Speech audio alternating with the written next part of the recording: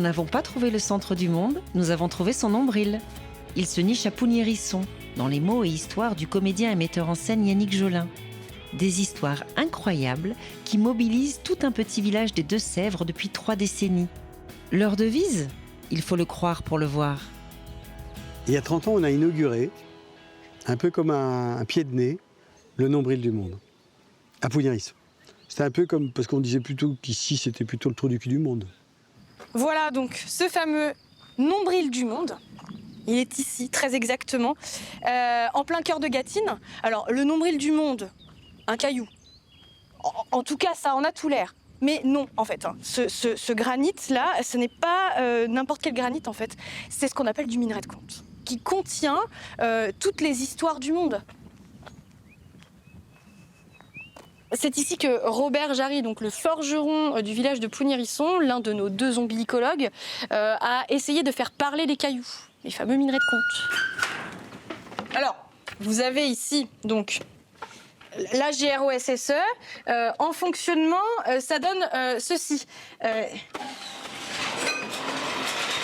donc une machine, comme je vous le disais, qui va fonctionner avec un moyen de turbine.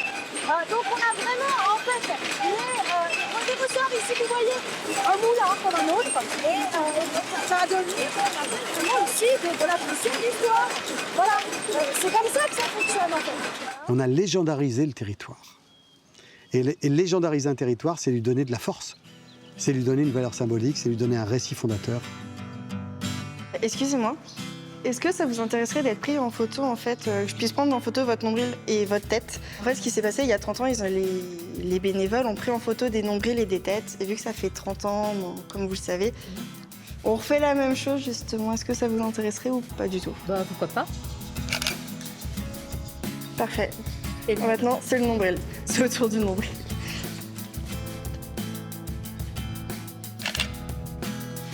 Et voilà, bah merci, c'était parfait.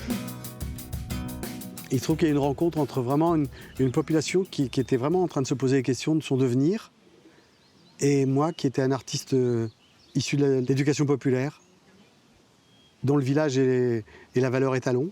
Il me semblait fondamental pour un artiste de s'engager dans la vraie vie. Aujourd'hui, dans la salle polyvalente qui sert à tout, qui sert à rien, de Pougny-Hérisson, c'est le bal nos pompiers avec élection de Miss Hérisson 85, la plus grande fête nationale populaire obligatoire. En général, 98% de la population valide et invalide est présente. Et à 11h, 11h30, la fille à brochu est élue Miss Hérisson 85. Vous pouvez l'applaudir pendant qu'elle est là.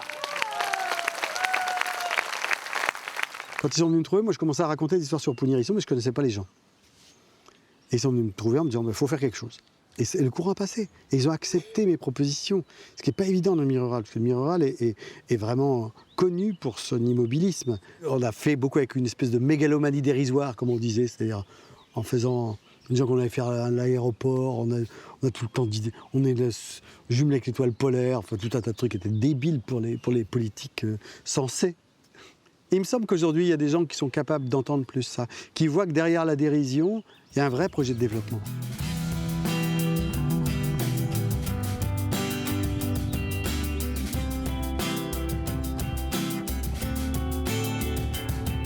Ce jardin des histoires, en fait, il a été conçu vraiment comme un reposoir à histoire.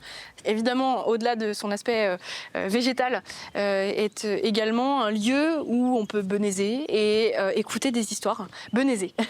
Benaiser, prendre du bon temps. C'est un mot qui vient d'entrer dans le dictionnaire. Il se répétait « Quel calme !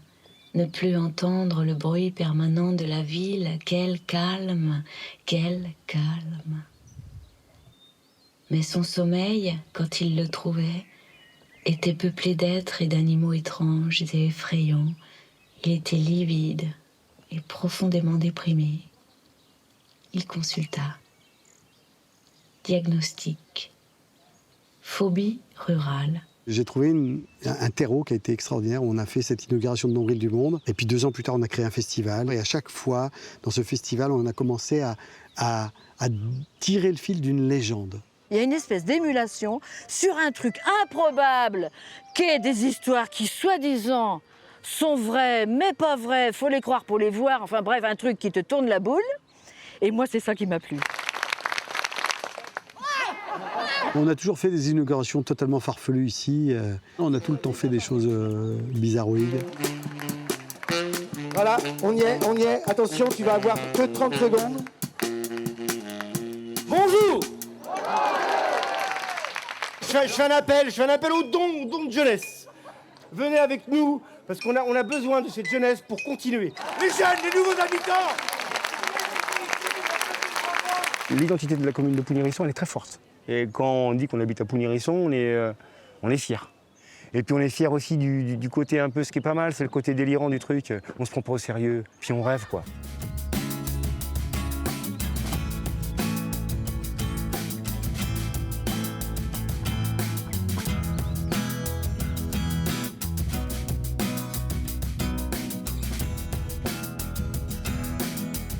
Mais vous voyez, à l'époque, on avait des fêtes partout. Il y avait les fêtes dans les grandes villes, mais rien qu'à Moutières.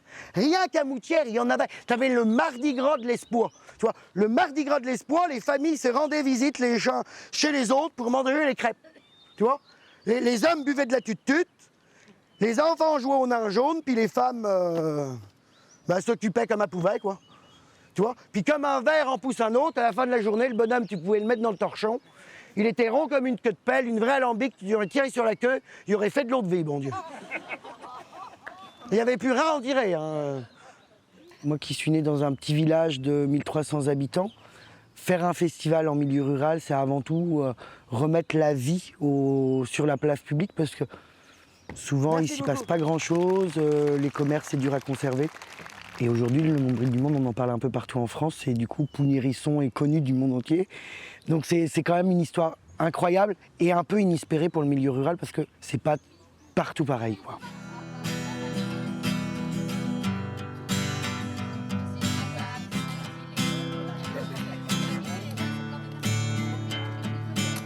Rencontrer une population qui accepte de devenir le nombril du monde, on n'est pas aisé en milieu rural.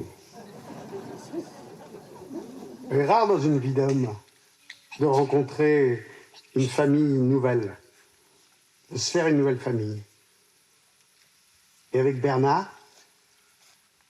sur Serre-là, ils avons coupé le cordon ombilical où on avait d'eau 20 dedans, qui avons bu, en disant qu'on était forcément le précieux liquide, le Graal, une liqueur d'immortalité. On n'a pas marché complètement, en tout cas pour Bernard. Pour moi, normalement, ouais, voilà, avec l'aide de nos amis. Nous allons faire sauter le champagne, mais on va être virtuel. Hein. Ah ben, il faut le croire pour le voir. Ah là, on va le mettre en pratique. Hein.